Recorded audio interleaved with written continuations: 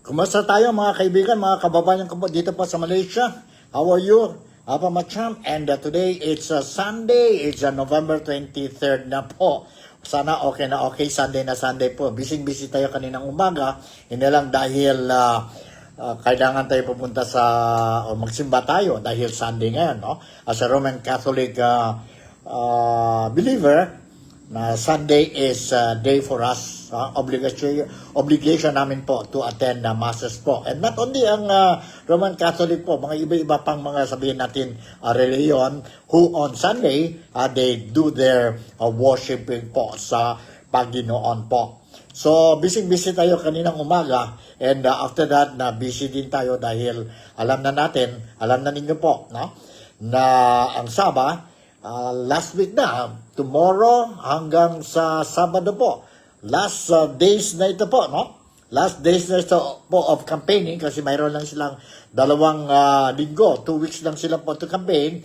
And on November 29, ang mga tao dito po sa Sabah will be going to the polls to elect ang government officials natin who will form the 18 yata, no? State Assembly. A total of 73 state seats are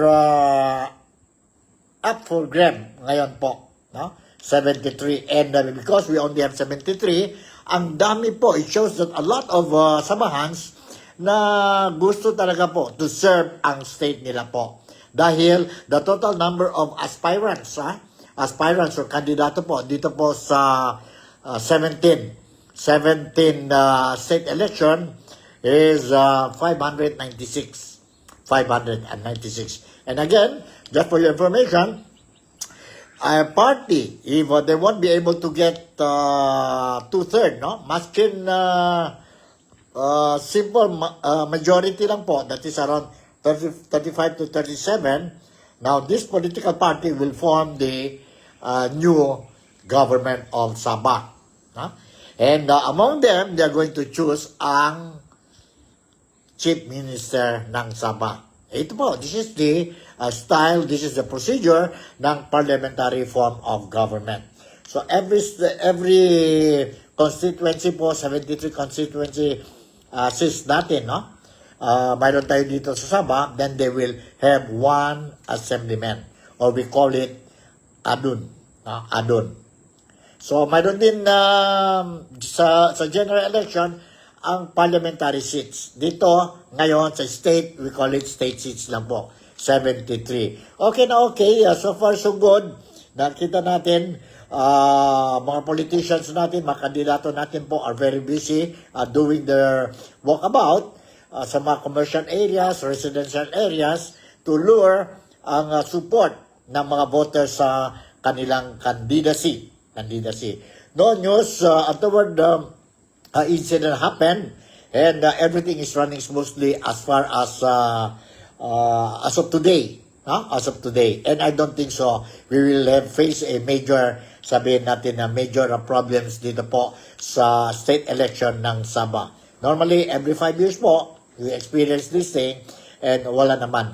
By 11:59 on November 28 po, automatic stop na po ang campaign period, and the following day po, polling day na, and by 7 or 8 o'clock or the most, by 10 o'clock po, malaman na natin po kung sino nanalo sa election, sino nanalo political party that can form the state government, and the following day, mayroon na yung mga oath-taking po. This is very fast po.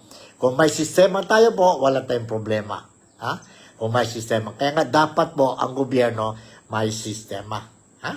Alright. So, umpisa na tayo po sa latest updates natin tungkol sa Pilipinas. I was made to understand, narinig natin, and I saw sa mga official media dyan po sa Pilipinas, and reported already po, na ang local authorities dyan po sa Pilipinas, no? Dyan sa Pilipinas, they manage only to serve itong warrant of arrest warrant, no? Which earlier mentioned by President Ferdinand Bongbong Marcos. Si Saldico may warrant of arrest, and 17 others po.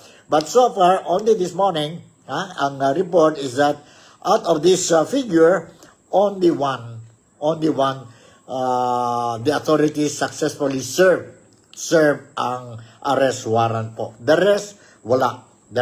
Po. And operation to go and look for them po has already started na po, no? So sana lang yung mga involved po, they will not hide, no? Because you already have a warrant of arrest, and definitely then you will be if you continue to defy or surrender, no? Then you will be called fugitives na po, wanted na kayo po. Yan po ang mahirap, no? Yan po ang mahirap. Now, there was an issue already given by the, again, local authorities concerned that ang immigration, mga pangalan nila, nandoon na sa whole departure order, no? It means, ang ating mga, sabihin natin, ang airports natin, ports natin po, and whatever exit mayroon tayo sa Pilipinas po, ang mga authorities manning these exits, no? They are already alerted. In the event they will see these people po, definitely these people will be arrested. So, the whole departure order issued to these people po, it is to prevent them from leaving the country po, no? To prevent them from leaving the country, because there are some names mentioned na wala na dito or wala na dyan po sa Pilipinas. Eskapo na po. And one of them, ito na po, si Saldico, wala na po. Si former Department of Public Works and Highways Secretary, si Bonoan, wala na po, no? And mayroon po mga iba-ibang pangalan. But bago tayo, continue itong programa natin, Nick Talk, The Real Talk with Nico. Shoutout muna tayo kay Mary Rose Andes, who is also watching itong programa natin dyan po sa Zamboanga. Si Ervie Castle, dyan po sa Basilan. Si Mary Lupentodio, dito po sa Kota Kinabalu, and the rest. Hanggang dito lang ang pangalan po.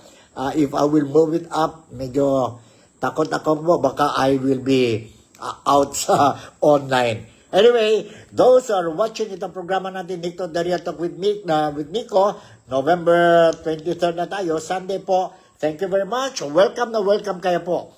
Mga Filipinos dito sa Sabah, mga Filipinos dito sa Malaysia, mga overseas Filipino workers natin po sa iba-ibang parte ng mundo, sa ibang nation po, and of course, ang mga kababayan natin, mga loved ones natin dyan po sa Pilipinas.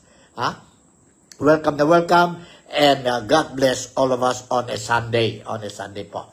Alright. Now, may mga question kanina, they were asking me, itong mga kababayan natin po. Sabi niya, Sir Nick, na bakit naman alam ng gobyerno na wala dito si former Congressman Saldico, wala si Saldico sa Pilipinas, why they have to waste their time and go to the house or residence, ang address ni Saldico, and serve the arrest warrant po. There is nothing wrong. No? Sabi ko sa kanila, there is nothing wrong. Kasi ang korte nag-issue ng arrest warrant. So ang police po dapat will serve the arrest warrant. Whether they know or they don't know na ang address na yan po, nandoon ang suspect or ang tao po, they have to go only to, sabi natin, fulfill ang order ng korte po, no? They have to go and serve. So, yun po nangyari, no? They went to the house of Saldico, they knocked at the door, waited for a few more minutes, walang answer, and na-confirm na sila po, they cannot serve the warrant of arrest or arrest warrant dahil ang tao walang dyan po. So, they have to go back to the court. Balik na naman sila sa korte and report na we will not able to successfully serve the arrest warrant kasi wala ang tao. Sabi pa ni Ervie, thank you, Jong. Mabuhay ka. Keep up the good work. Yeah, thank you very much, Ervie. God bless and regards to your family also. No? Ingat kayo dyan sa Basilan. Alright. So, yun po, no? There is nothing wrong there po, no? They're just doing their job. Ang mga police natin po, they're just doing their job. They went and served. Wala ang tao po, then they have to go back to the court and say, we went to this address, wala ang tao, and ganito po nangyari. So, we were not able to serve. So, walang issue yun po. Walang issue. Now, okay, you understand, ha? Walang issue yun. So, sabi ko, hanggang ngayon wala pa, and we were made to understand ang authorities natin po, ang foreign affairs natin, ang NBI natin po has already communicated with the Interpol po, asking mga members ng Interpol sa iba-ibang nasyon to help locate, identify, and arrest. And arrest po ang subject mentioned in the request sa Interpol. Sa Interpol po. I think Malaysia, if mga fugitive will come to Malaysia, I think ang Malaysia and Portugal yata yun po, walang extradition treaty with the Philippines. Wala po. Kung nandito man sila po, ang Pilipinas cannot ask or request to extradite ang tao po sa Pilipinas kasi wala tayong dito sa Malaysia such arrangement with the Philippine government. With the Philippine government. Unless the Malaysian government will voluntarily surrender the suspect, the person to the government concerned. And it happened during the time of Noor Miswari when he became a fugitive. It happened. And Portugal, I think, is also one country po na mahirap. Mahirap po. So, okay, we don't know. The last known address of Saldico is Japan daw yun po eh. Japan. And we don't know if he's still in Japan. But anyway, you can see Saldico from time to time po because he is releasing itong mga video statements niya po exposing ang sino-sino involved sa, sabihin natin, corruption na activities dyan po sa Pilipinas. Pinakamasakit sa akin po, I don't know if you agree with me po. We heard a lot of versions, left and right na ito, mga versions po. Mayroon ganito, mayroon jumping into conclusion, ang mga senador natin, mga congressmen natin, some retired politicians, some retired justices, If we hear these things po, parang na-confuse na tayo po, Na-confuse na tayo po. So, but there is only one thing, kasi galit na galit ako. Whether what kind of a version we are hearing, only one thing po, grabe talaga ang corruption nangyari sa Pilipinas po. Diyan po sa 19th Congress. Grabe po talaga. Diyan po, I'm not putting down again si BBM. But from the start, he became the president 2022 hanggang 2025 po, trillions of money po nawala from the taxpayers, from the Filipinos po.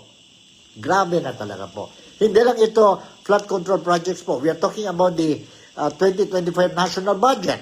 We are talking about Mahardika funds. We are talking about PhilHealth. We are talking about selling of our gold reserve, which is done during the time of BBM. And we cannot get the exact or explanation coming from the government. Trillion na nawala dito po sa flood control projects. Ano pa nangyari po sa national budget 2025? And mayroon pa po mga big question marks dyan po sa 2026 budget po. And the previous budgets, 2023, 24, 23, daming pera pala ang Pilipino. If we only use the money properly po, siguro maganda na ang buhay ng mga Pilipino po. Kaya nga, you cannot blame, Mr. President, you cannot blame if ang mga Filipino do not trust the system or your government. You cannot blame us. No? You cannot blame us. Kasi walang asenso ang mga tao po. Now we knew na marami pala tayong pera, but it was all wasted, went to the pocket of these irresponsible politicians, greedy politicians. And because of this, kawawa mga Pilipino, we are still suffering every day. Hindi lang physically, mentally, yes. Ang reputation namin, nasira din po sa ibang neighbors natin po, sa iba-ibang nation po. They are looking at the Filipinos are corrupt. Kuminsan po, no? Just recently, hindi lang just recently, some of my friends, Malaysian friends, and some other nationalities, they asked me, Nick, how come? Your president is very corrupt. You see? By the mere fact, getting that kind of question from a friend, you see? Hindi lang ako nahiya po because it is carrying, because I'm always proud to say a Filipino dito po sa Malaysia. You see? So, apektado din tayo po. Even though I want to encourage them to take their holidays in the Philippines or invest in the Philippines po, I have to think twice ngayon po. Kasi baka they will respond my invitation po with an insult. And that is really what is happening po. That is really what is happening. They will be asking, Nick, totoo ba ang presidente ng Pilipinas drug addict? You just imagine. You just imagine po. But now I can already say, I can answer them and say, yun ang sabi ang kapatid. Elder sister ng presidente namin. Who knows very well ang kapatid niya, ang presidente natin, kasi magkapatid sila. Now I have an answer. No? I have an answer already po. Because of the revelation of Senator Amy Marcos the other day po. Last November, 17 ba yun? Sa rally, dyan po sa Quirino Grandstand, ng rally ng INC. Malungkot, masakit, but that is reality. That is a reality. Alright? So, punta na naman tayo po ngayon sa ibang issue. And this time around, I just want to share with you ang video clips, no? Video clips. Mayroon tayong dito video clips po. Tungkol, saan ba ito, ha? Tungkol. Itong I mentioned about PhilHealth. No? I mentioned about PhilHealth. Na noon, na-promise mayroon tayo, 90 billion ba yun? And then nakuha ang presidente pera dyan po sa PhilHealth to use for other purposes. And then, at the end of the day, he said he will be returning back ang 60 billion. Wala tayong notisya, what is happening po? What is happening? Did he already return it to PhilHealth? Or what? Because that money intended to extend assistance to the PhilHealth members po. What happened? We don't know. Anyway, mayroon ako dito sa footage sa social media. I saw this thing po and I want to share this thing to all of you and kayo nang bahala po, no? Kayo nang bahala. I just want to share with you para at least mga Filipino kababayan ko po dito sa Malaysia as well as kung sino man who is watching itong programa po, you will know what is happening dyan po sa Pilipinas. Nandito po. Zero balance billing. Libre po. Nasabi pong zero billing po sa government hospitals ay nagiging wala pong saysay because of the fact ng lahat po magtungo ka sa isang government hospital, wala pong kama. Parang ika nga may kasabihang paasa. Yung 60 billion na yan, ibabalik na natin sa PhilHealth para gagamitin na natin yan para palawakin pa ang serbisyo ng PhilHealth. Mamamatay na po ang healthcare system natin. Kasi yung Pangulo, hindi niya naiintindihan ng issue. Kasi wala kang pondo eh. O saan kukuha ng pondo? Sarili nating gobyerno, ninanakawan tayo, niloloko tayo, at sinasabi, eto yung mga nakukuha yung benepisyo. Pero wala naman eh. In the real world, na katulad ko, nakikita ko, ang daming pasyente, pagpunta sa emergency room, pag nalaman nila yung babayaran, lalayas na lang. Eh, kunyari, may cancer ka, kalbo ka, mahina ka, makakapila ka ba dun sa guarantee net? Siyempre hindi. So, mamatay ka na lang. Eh, ngayon, hindi naman ako madumi mag-isip eh. Anyway, tayo lang naman dito. Wala naman nakakarinig. Yung 60 billion at 10% na time deposit, magkano yun? 6 billion. O, saan napunta yun? Sino ang kumita dun? Kung nag-utos ang Pangulo, bakit hindi tumatalima sa Secretary Recto? Bakit hindi niya utusan ng Treasury na isole? Sinabi na ng Pangulo bakit ang tagal bago isole? Na may mga pasyenteng namatay dahil sa kanilang pagkuha ng pera na dapat ay naibili ng mga gamot. Ang buhay ng bawat mamamayan na naghihirap dahil sa korupsyon dapat ay nakakatulong sa tao. Yun pala ay hindi man lamang po makikita ang anino ng mga proyektong ito. Sana po ay makonsyensya po kayo lahat. Alright, yun po. Tungkol ang issue sa PhilHealth. Hindi lang yun po. Remember, ang Mahardika hanggang ngayon, wala tayong clear explanation. No? Details what happened to the money of Mahardika. Ang funds natin po. Second, ang itong gold reserve natin ng Pilipinas. What happened? We sold it. 24. Ang mga reports po, ang figure is ranging between 24 point something tons to 30 tons of gold. Reserve golds ng Pilipinas po, we sold. So far, this year po, ang pinakamataas na country who sold ang reserve gold nila po is the Philippines po. Ang diferensya po, we have 24 tons, let's say 24 tons na lang. 24 tons.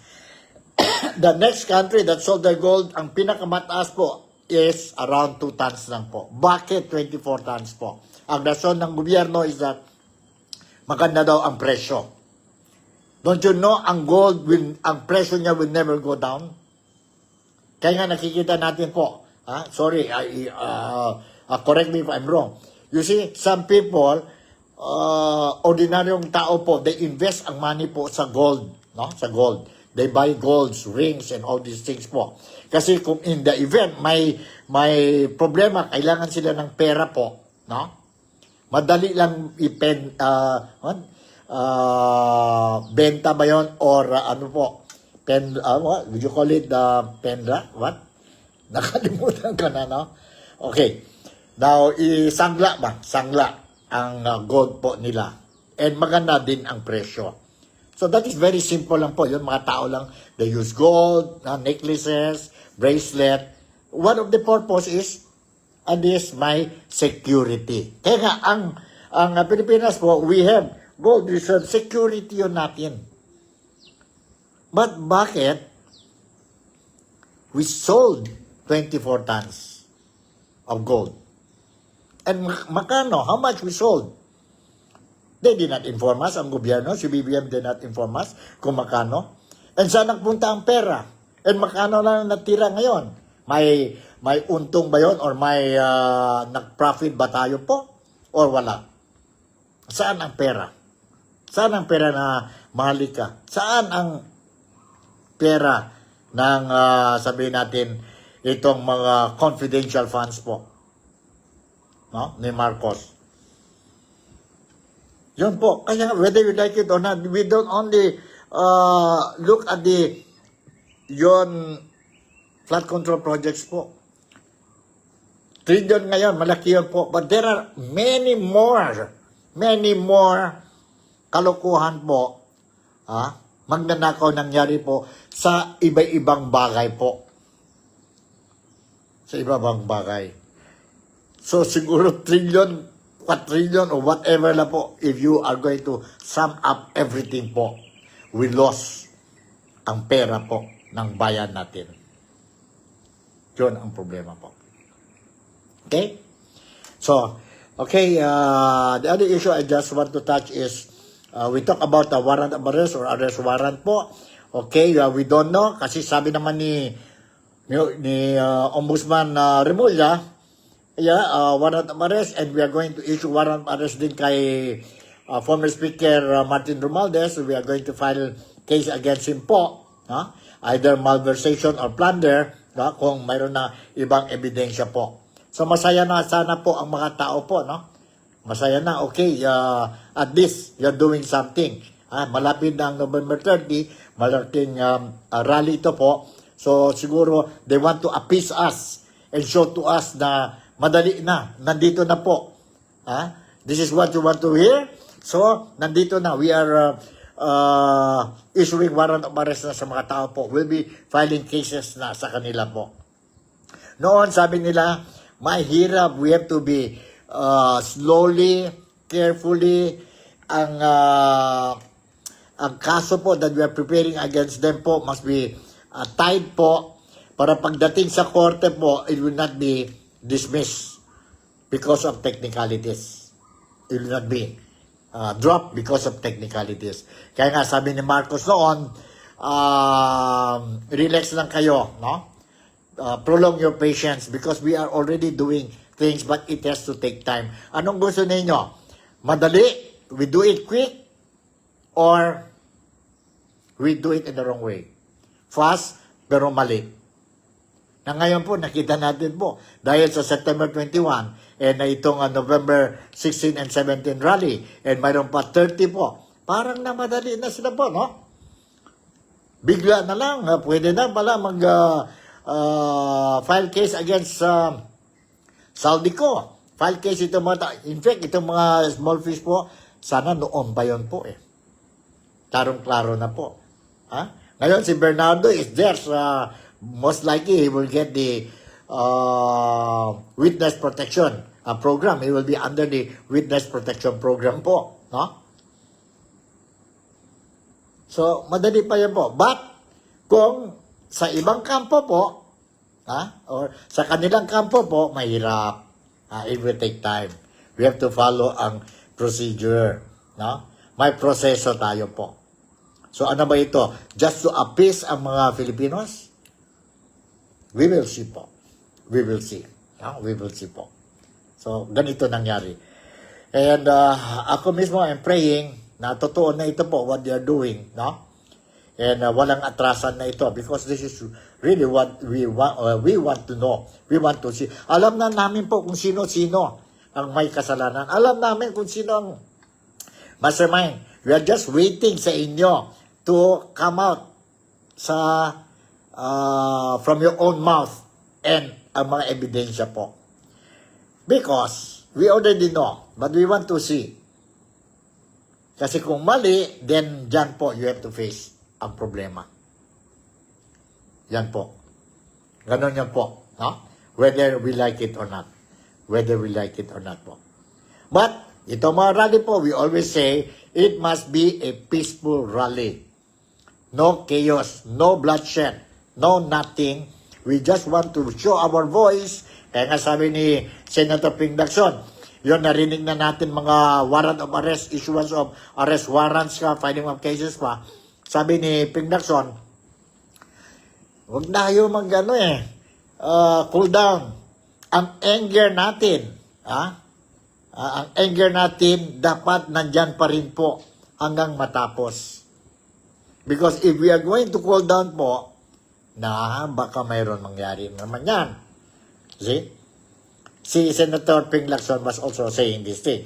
Although, in some things also, medyo other people, they question ang credibility ni Ping Lacson. But kayo nang bahala po. What I'm doing is just to share with you what I know via itong programa natin, Nick Talk the Real Talk with Nico, and walang fake news po. All real talk. Hindi fake news po. Alright?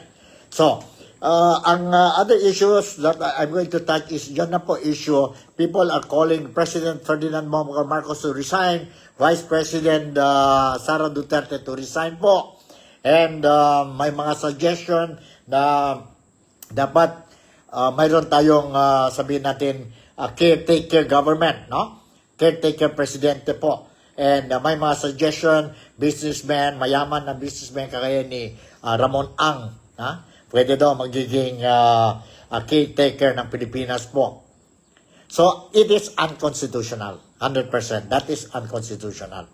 Kung nawala man ang presidente, next in line succession is the president, the vice president to take over. Pero mga dilawan, mga pinglawan, they don't want Duterte to be the president. Kaya nga, they are shouting, resign ang dalawa. Now, sa succession din po, kung mag-resign, kung wala ang president, vice president po, no? Vacant ang posisyon ng vice president, ng presidente, kung wala ang vice president, now, ang Senate president will come in, and that is Senator Tito Soto. Kung wala ang Senate president, the next in line is the House Speaker. Diyan po ang proseso. Diyan po ang proseso. Whether we like it or not. Huh? But I don't see any reasons why you want to ask Inday Sara Duterte to resign po. For what? For what? Itong issue niya of 125 million confidential fund, and come to think of it, against 1 point something trillion, and worse thing, itong 125 million confidential funds, so-called questionable, kay VP Sara, ang COA mismo na clear sa kanya. So anong rason to remove Inday Sara Duterte? Para sa akin na po, that's how I look at it. Anong rason? I don't know po. Anyway, nandito naman kanina may press conference ang mga supporters ng Sara Duterte, mga Dutertes, and may press conference sila, and one of the speakers very known former congresswoman yata ito, no, and columnist, journalist din po, no, and blogger, well respected, si Malu Tequia. Nandito po ang reaction niya during sa press conference kaninang umaga. Let's watch and listen to this. Itinapon ng BFF ko na ito daw ay tungkol sa 2028. Ito wala akong katotohanan ng 2028. Sino ang tatayo sa entablado ng INC at sasabihin na pinoproteksyonan ang Marcos at sinusubukang maayos ang Marcos? Hindi yung kandidato sa Senator ng Abudan. Hindi yung kandidato si Senator Marcos sa 2028. Okay? Pangalawa, yung kagustuhan ng ibang kampo na ang parehong magbitiw. Ay tinututulan ko. Wala silang karapatan na sabihin na ang Vice Presidente ay dapat magbitiw. Ano ang ginawang kasalanan ng Vice Presidente? Tama yung sinabi ni Atty. Lambino, 125 billion versus 1 trillion, 125 million already accounted for by COA. Wala naman ang violation doon sa joint memorandum on confidential fund. Saan mo ba nanggaling yung confidential fund? Hindi ba ho sa Pangulo? Binigyan siya. Bakit siya binigyan? Dahil sa NTF-ELCAP na naka-appoint siya. At sinabi niya lately na ginamit niyang pag-check doon sa corruption sa DepEd. Kung saan na-discover kung sino nag-supply ng computer. Okay? Anong ginawa niya nung una siya dumating doon? Yung computer ho, pinakiusapan niya ang AFP para ma-distribute. Kahit may obsolescence na dahil medyo luma, ginawa pa rin niya para makarating doon sa dapat paratingan. So yung ating saligang batas, katulad ng sinabi ni Atty. Lambino, klarado wala namang vacancy sa Office of the Vice President. Hindi mo maintindihan yan. Magtatawag kayo na parehong bumaba. Nasa Constitution noon that Congress shall pass a law on succession. Nobody has tried filing that. I don't understand why. That Constitution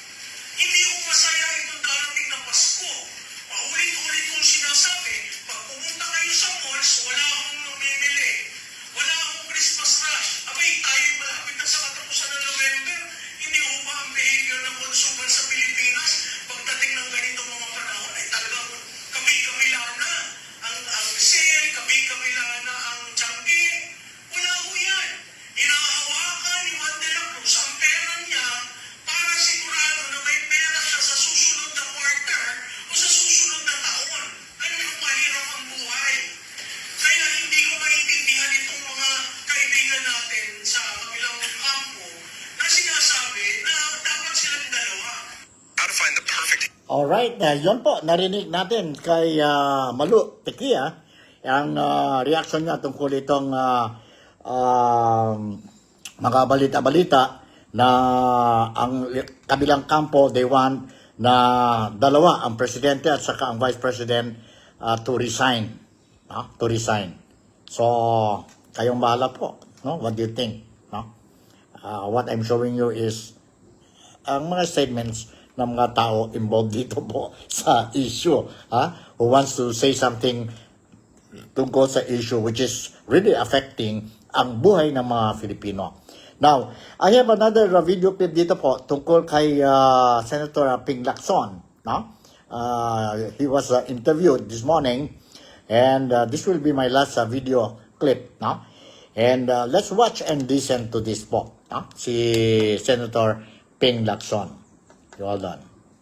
Senator Ping Lacson, nandito po.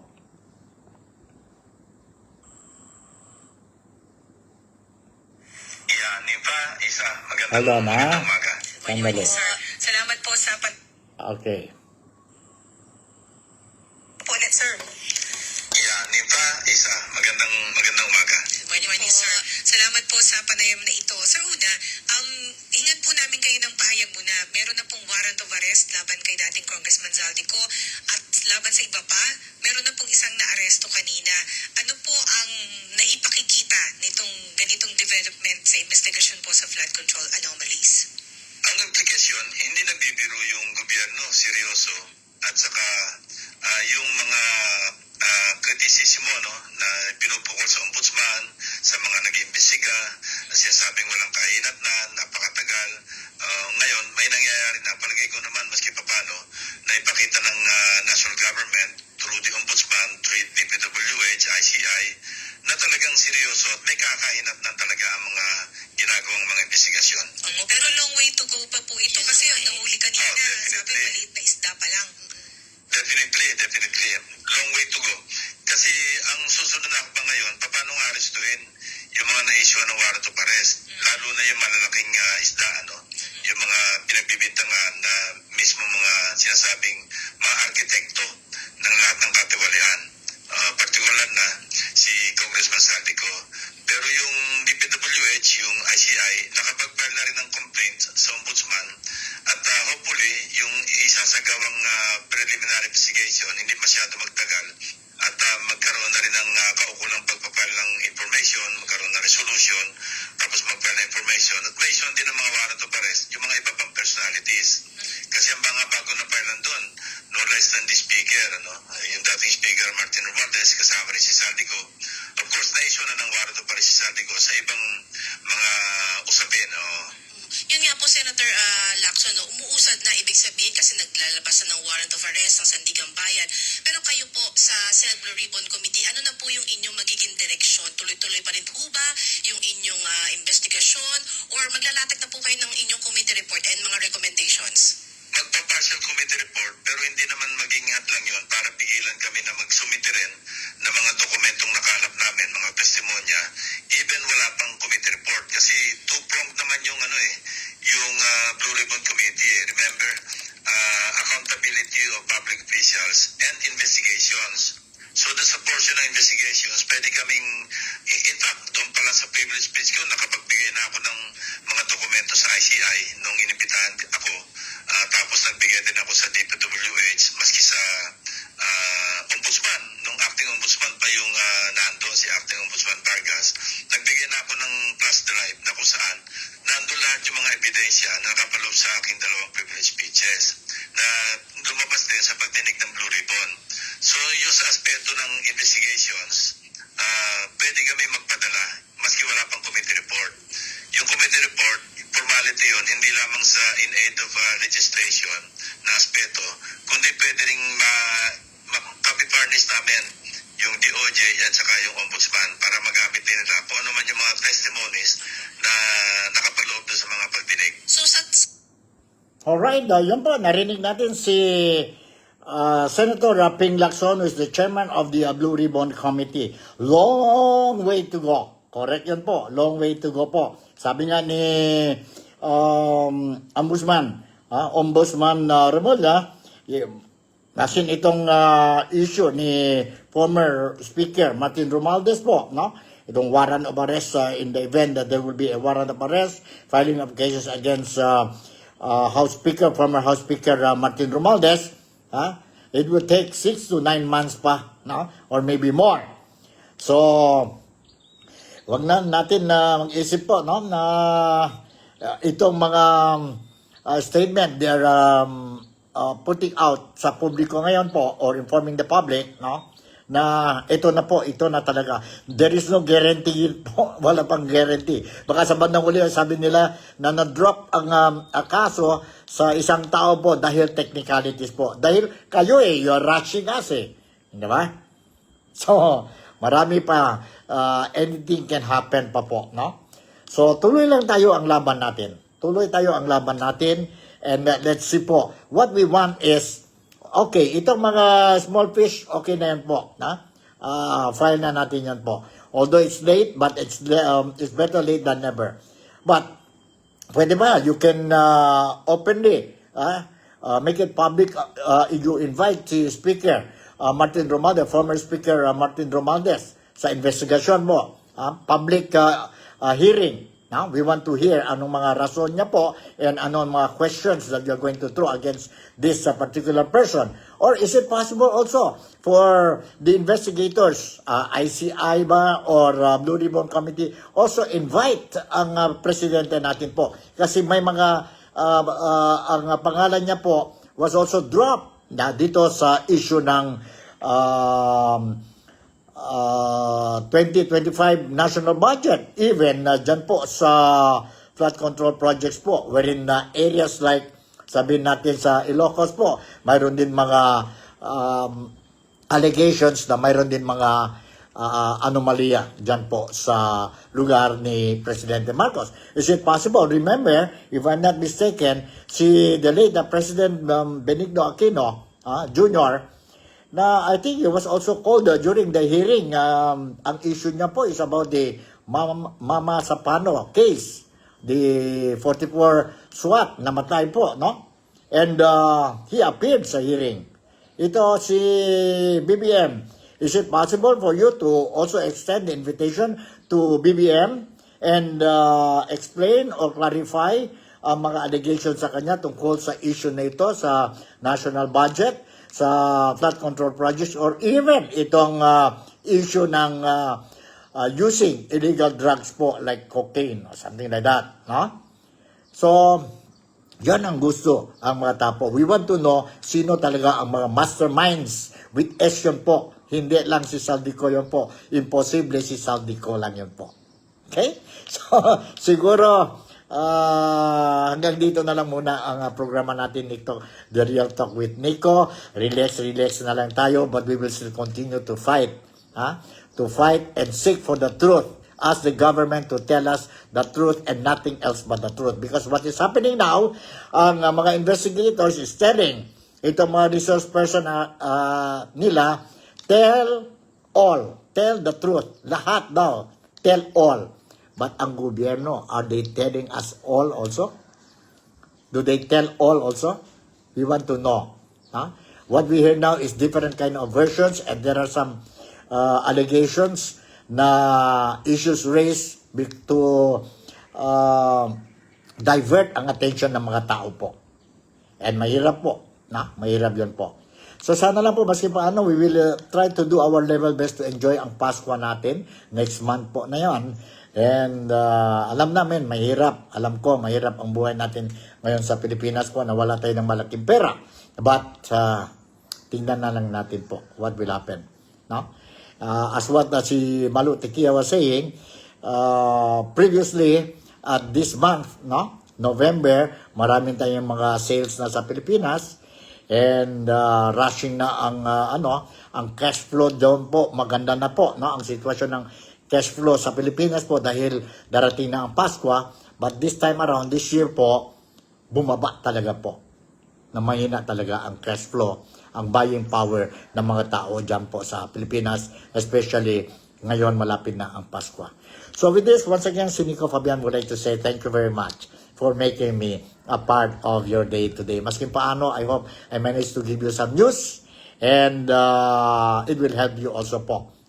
To have a clear picture, you will not be blurred of what is happening sa Pilipinas. Especially ang mga kababayan ko po dito sa Malaysia, particularly dito po sa Sabah, and very specific dito po sa Kota Kinabalu City and nearby areas. So with this, Malaysia, Sabah, the Philippines, God bless us all. I'll see you in my next episode. Mabuhay ang Pilipinas, mabuhay ang Malaysia. God bless us all, and I'll see you in my next episode. I love you, and you take care.